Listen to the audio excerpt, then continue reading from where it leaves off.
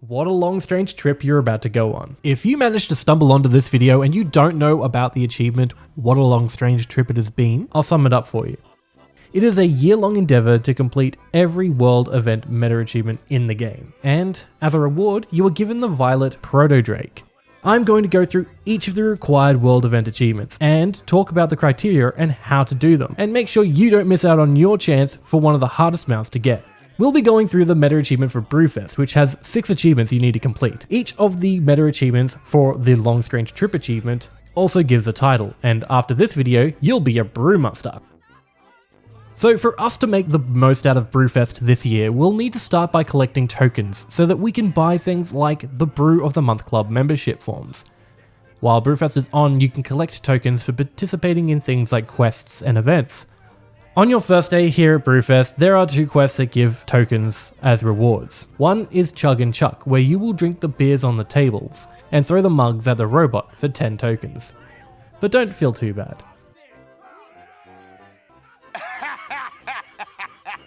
Oh wait, you serious? Let me laugh even harder.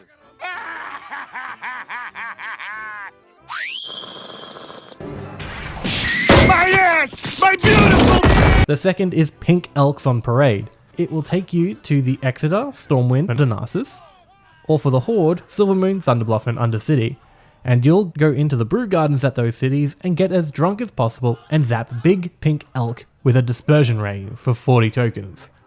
I'm your shooter. Uh-oh.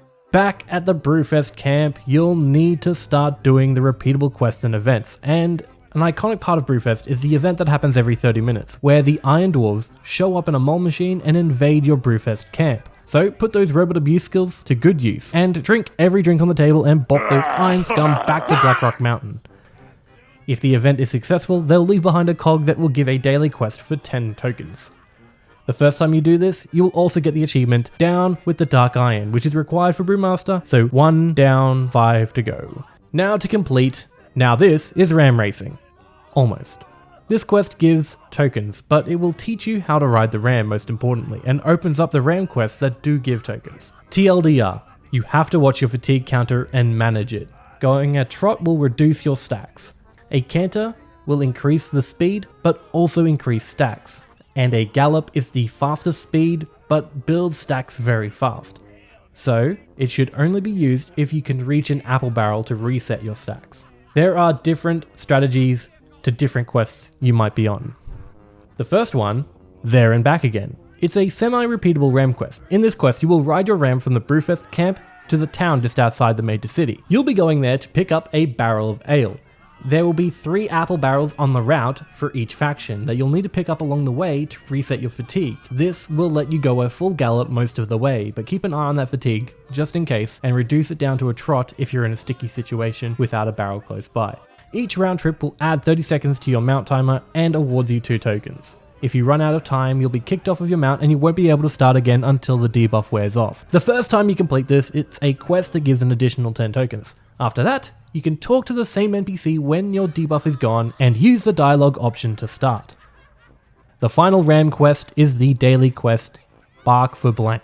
It is picked up from the Brewfest stalls where you need to ride your ram through the city to the checkpoints, and you have 4 minutes of ram time and no way to increase this time or reset your fatigue, so you will have to manage it by never going neutral or galloping speeds. The way to do this is to alternate between canter and trot to add and remove stacks. Once you have finished the route, you can get off of your ram mount and use a normal one to return to the quest to get your 15 tokens for the day. Next, you'll want to take the fight to the Iron Dwarves and get your achievement Die at Brewfest.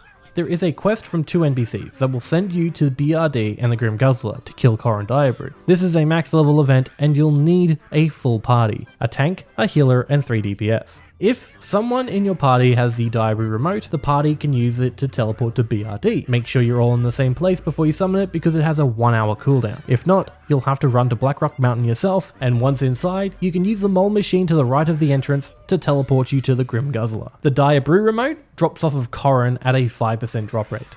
To start the fight, talk to the dwarf just outside the room Corin's in.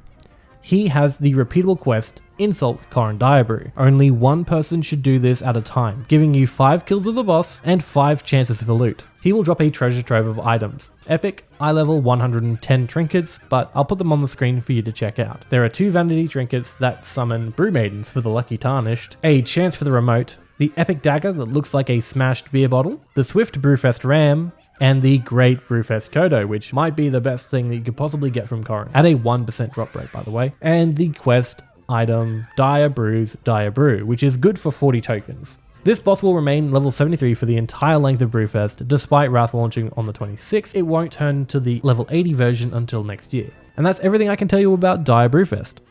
And everything I can tell you about tokens. Now it's up to you to farm out to 200 tokens so that you can buy some Brewfest items. Brewfest items are purchased from Belby Quick Switch on the Alliance and Blix Fix Widget on the Horde. For the achievement, you'll also need to buy the Brew of the Month Club membership forms and hand them in to Raymar in the Valley of Spirits or Larkin Thunderbrew in the Tavern of the Common District in Ironforge. As a member of the club, you will receive a new brew in the mail every month for a year. Don't ask me how transporting a beer in a letter works, but it does, I guess. And you will get the achievement Brew of the Month. If you're looking to complete the Brew of the Year achievement, which isn't required for the Violet Proto-drake this time around, then you'll need to drink each one of those brews. Now we're on to the last remaining achievements. Does your Wolpertinger linger? It's an achievement for having the Wolpertinger pet, which is a common and easy pet to get during the event. Talk to Goldrack and pick up the quest. You'll have to get completely drunk until you start seeing rabbits with wings and antlers and The big pointy teeth. What an eccentric performance. so you'll have to be pretty drunk for this. Once you see them, use the net to catch them and bring them back to Goldrack. And you'll get the Wolpertinger's tankard, which, if the quest is to be believed, you either drink from it and you can see the Wolpertinger, which means that sneaky little bastard has been watching you this entire time, or he's inside the tankard. And if that's the case, I'm not going to be the one to clean that thing out. If you got your epic mount from Corrin or your rare Brewfest mount from the hand stamp last year, then you already have the achievement Have Keg Will Travel. But if you haven't, then all you need to do is use the Brewfest hops on your existing mount and turn it into a ram. You can get these from the same vendor as before, and also a replacement Wolpertinger tankard if you discarded it. For reasons.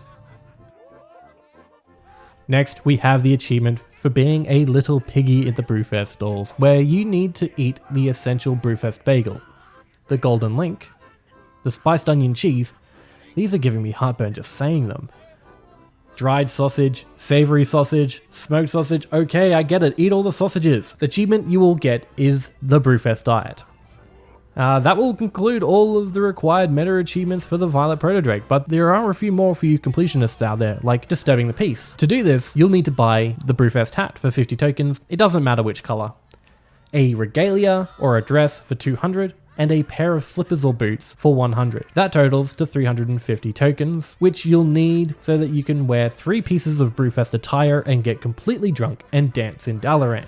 Because of inconvenient timing in Wrath's launch, you'll have to go pretty hard to collect the tokens and leveling to get to a high enough level to access Dalaran to do this achievement from scratch. Collecting 350 tokens on its own isn't easy, so you may choose to do this next year, but just make sure that you buy every piece of attire that you can afford because tokens disappear at the end of Brewfest. Let's do these next 2 achievements together. Strange Brew requires you to drink all of the following Brewfest beers. They are different for each faction, so you'll need to give the list a bit of a read, but all you need to do is grab them from the stalls and drink them.